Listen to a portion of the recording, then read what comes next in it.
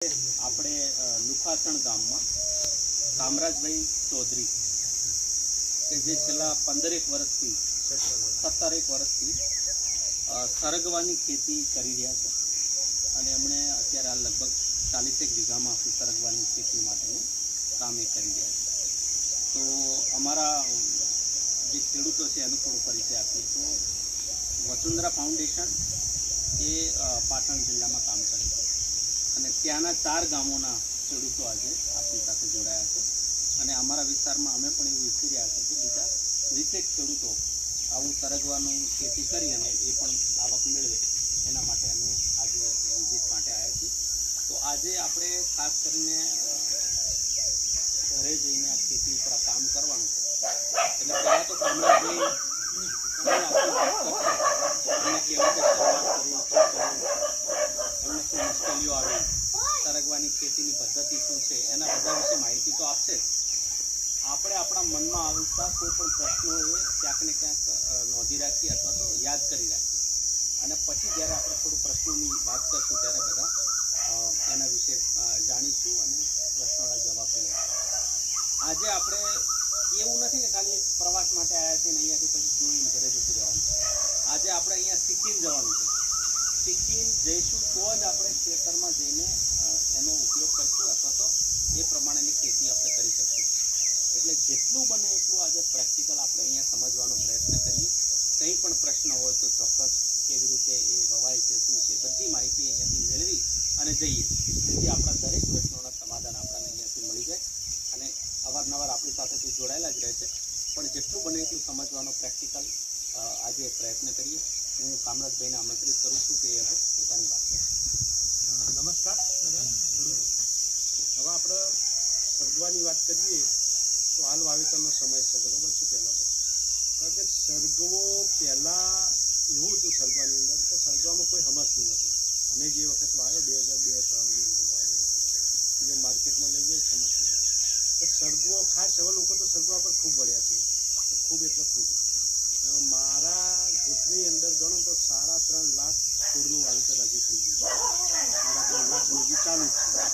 કદાચ 4 લાખ ટૂંક સમયમાં 15 દિવસ સુધીમાં 4 લાખ છોડનું પતી જશે. એવું ના વિચારતા કે ભાવ આટલું બધું વાવેતર થાય તો ભાવ નહીં આવે, ભાવ તો મળવાના છે. હવે આપણે સરગવાને તો આયુર્વેદિકમાં આપણે કલ્પવૃક્ષ કહેવામાં આવ્યું છે. તો એના અંદર એટલા બધા ગુણ છે, સરગવાની અંદર એ પત્તાની અંદર શહેરની અંદર એટલા બધા ગુણ છે કે એને આયુર્વેદિકમાં સ્થાન આપ્યું, કલ્પવૃક્ષ કહેવામાં આવ્યું છે.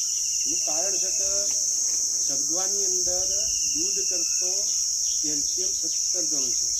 આ તો બધાનો ખ્યાલ કદાચ નહીં હોય, હું તમને કહું. દૂધ કરતાં 17 ગણું કેલ્શિયમ છે. આપણે કેળા કરતાં પોટેશિયમ ખરું ને એ 15 ગણું વધારે છે. બધાને તમને ખ્યાલ હશે, બધાને ખ્યાલ નહીં. 15 ગણું પોટેશિયમ છે. પછી આપણે ગાજર કરતો વિટામિન એ 10 ગણું છે. દહીં કરતો 9 ગણું તો પ્રોટીન છે. પછી પાલક કરતો 25 ગણું આર્યન આપણો લો તત્વ છે ને એ છે. અને 92 પ્રકારના તો ન્યુટ્રિશન છે. અને જે વિટામિન છે ને A to Z તમામ વિટામિન શોની અંદર આવી ગયા. તમામ 46 પ્રકારના તો એન્ટી ઓક્સિડન્ટ છે, બરાબર. આ છોડના પત્તાનો ઉપયોગ કરો યા શીગનો ઉપયોગ કરો, 300 પ્રકારના રોગમાં કામ કરે છે. કારણ કે આવાની વસ્તુ ઉપયોગ શું છે એ પહેલું આપણે સમજવું પડશે, બરાબર છે. હવે આની વાવેતરની વાત કરીએ તો પહેલાં તો જમીન કેવી જોવે. એક તો થોડી રેતાળ હોય, પાણી ભરાટ તો ઓછું હોય એવી જગ્યા પસંદ કરવી. તમારા ખેતર હોય બહુ પોતાની જમીન હોય એટલે બધી નીચાડી ના હોય, થોડી ઊંચાડી હોય, સારી હોય, હલકી હોય અને ઊંચાડી હોય. અને જો પાણી ભરાયું હોય પાળા પદ્ધતિ થોડું કરી લેવાનું તો એની ઉપર આપણે વાવી દઈએ તો તૈયાર થઈ જશે. પછી વાવેતરનો સમય ગણીએ તો 5માનો એન્ડ હું ભલામણ કરું છું કે 5માની એન્ડ જઈ હું બીજા મહિનાથી 5માની એન્ડ ભલામણ કરું છું. એનું કારણ શું છે કે 5માની એન્ડ આપણું વર્ષ ફેલ ના જાય. દિવાળી આપણે ઉત્પાદન ચાલુ થઈ જાય અને 5 મહિનામાં ઉત્પાદન ચાલુ થઈ જાય. દિવાળી ઉત્પાદન ચાલુ થઈ જાય. દિવાળી આ જ્યાં સાલે 300 રૂપિયા કિલોથી ભાવ ચાલુ થયો હતો. 1 કિલોના 300 રૂપિયા. 2 કિલો આપી દે ને તો 600 રૂપિયાનો છોડ થઈ જાય. પણ આપણે 300 રૂપિયાના શરૂઆત થઈ જાય. ફોન એવું હોય તો બંધ કરી સ્વિચ ઓફ કરી બરોબર. 300 રૂપિયા ચાલુ થઈ હતી. નેચામાં નેચો ભાવ હોય ને સરગવાનો કોઈ તો ત્રીજો અને ચોથો આ 2 મહિના ભાવ નેચો હોય 8-10 રૂપિયા હોય. 8-10 રૂપિયા થઈ જતો હોય. પણ અમારો ભાવ છે ને 20 રૂપિયાથી નેચું અમે વેચી નથી. 10 રૂપિયા 5 રૂપિયા સુધી ભાવ આવી ગયો પણ અમારો 20 રૂપિયા. એનું કારણ શું કે ક્વોલિટી આપણે જાળવવી પડશે. ક્વોલિટી તમારી પાસે છે તો વસ્તુ બજારમાં ભાવ મળી રહે. પછી આપણે પ્રાકૃતિક નેચરલથી અમે પ્રાકૃતિક જ કરીએ છીએ હોય 100%. પણ પ્રાકૃતિક કરીને આપણે બજારમાં ભાવ ઊંચો લેવા માંગીએ છીએ એ જરૂર નહીં. એમ તમારા પાસે ક્વોલિટી છે તો માર્કેટમાં ક્વોલિટી પડશે તો ઓટોમેટિક 15-1 રૂપિયા વધારે આવશે. તો આખા બધા પ્રાકૃતિક કંઈ બધા વેચવા જાય તો વેચવાનું. આપણે ઝીરો બજેટ છીએ. આમ ખરેખર તો ઝીરો બજેટ છીએ તો ઝીરો બજેટમાં તો ખરેખર કોઈ ખર્ચો થતો નહીં. તો ભાવ ઓછો વધારે ઓછો જ હોવો ને તો આપણે એનો ભાવ વધારે માગીએ છીએ. ક્યાં સુધી વધારે માગશો કે બધા ખેડૂતો કરતા નહીં હોય ત્યાં સુધી. અને બધાએ કરતા થાય એટલે તમારે પણ કોણ લેના. તો ક્વોલિટી પર ધ્યાન આપો. એમ ક્વોલિટી છે ને તો ઓટોમેટિક 10-15 રૂપિયા વધારે વેચાય તમારો માલ પડતો જ જતો રહે. બરોબર છે. હવે વાવેતર આપણે વાત કરી. ઓનું બીજ છે ને 1.5 ઇંચ જેટલું ઊંડું મૂકવાનું હોય. મેં મારી યુટ્યુબની ચેનલમાં સિરીઝમાં આ વાવેતરનું બધું આખો વિડીયો બનાવી દીધો છે.